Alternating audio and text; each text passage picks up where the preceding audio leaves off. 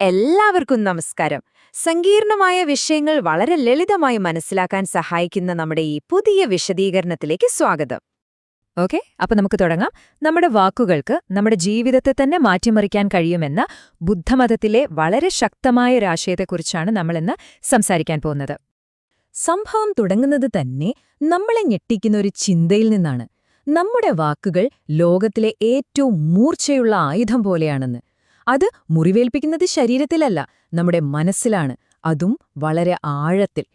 അതായത് നമ്മുടെ സംസാരം എന്ന് പറയുന്നത് ഒരു ഇരുതല മൂർച്ചയുള്ള വാളുപോലെയാണ്.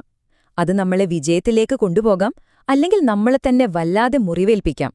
ശരിക്കും നമ്മളത് എങ്ങനെ ഉപയോഗിക്കുന്നു എന്നതിനെ ആശ്രയിച്ചിരിക്കും എല്ലാം. ഈ ഒരു ആശയം കുറച്ചുകൂടി നന്നായിട്ട് മനസ്സിലാക്കാൻ നമുക്കൊരു കഥ കേട്ടാലോ? മനസ്സമാധാനമൊഴികെ ബാക്കിയെല്ലാം ഉണ്ടായിരുന്ന ഒരു രാജാവിന്റെ കഥയാണിത്. അപ്പോ ഈ രാജാവിന് എന്താ പറയാ, അധികാരത്തിനും പണത്തിനും ഒരു കുറവുണ്ടായിരുന്നില്ല. പക്ഷേ മനസ്സിനൊരു സമാധാനം ഉണ്ടായിരുന്നില്ല, എപ്പോഴും ഒരു അസ്വസ്ഥത. അങ്ങനെ സഹികെട്ട് ഒരു പരിഹാരം തേടി അദ്ദേഹം കാട്ടിലുള്ള ജ്ഞാനിയായ ഒരു ബുദ്ധസന്യാസിയുടെ അടുത്തേക്ക് പോയി. അവിടെ വെച്ച് ആ സന്യാസി വളരെ സിമ്പിളായ ഒരു പരീക്ഷണം മുന്നോട്ട് വെച്ചു. അദ്ദേഹം പറഞ്ഞു, രാജാവേ, നിങ്ങളുടെ പ്രശ്നത്തിനുള്ള ഉത്തരം നിങ്ങളുടെ ഉള്ളിൽ തന്നെയുണ്ട്. അത് കണ്ടെത്താൻ ഒരു വഴിയുണ്ട്. ഇനിയാണ് ശരിക്കും രസകരമായ കാര്യം സംഭവിക്കാൻ പോകുന്നത്. ഓരോ ദിവസം കഴിയുന്തോറും രാജാവിൽ മാറ്റങ്ങൾ വരാൻ തുടങ്ങി. ആ നിശ്ശബ്ദത, അത് പതുക്കെ പതുക്കെ അദ്ദേഹത്തിന്റെ കലങ്ങിമറിഞ്ഞ മനസ്സിനെ ശാന്തമാക്കിക്കൊണ്ടിരുന്നു.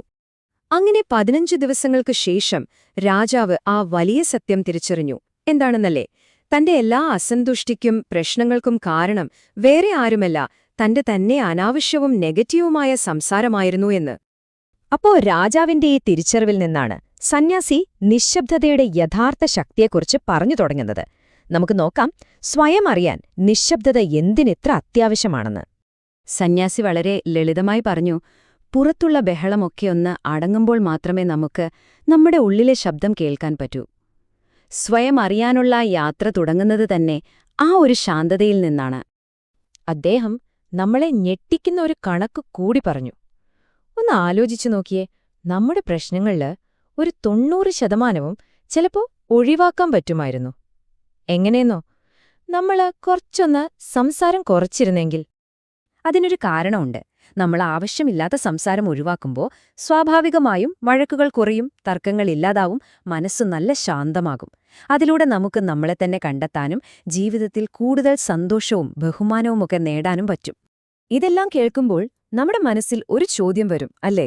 ഇത്രയും ബഹളമുള്ള നമ്മുടെ ഇന്നത്തെ ഈ ജീവിതത്തിൽ ഈ പഴയ അറിവൊക്കെ എങ്ങനെ പ്രയോജനപ്പെടുത്താൻ പറ്റും?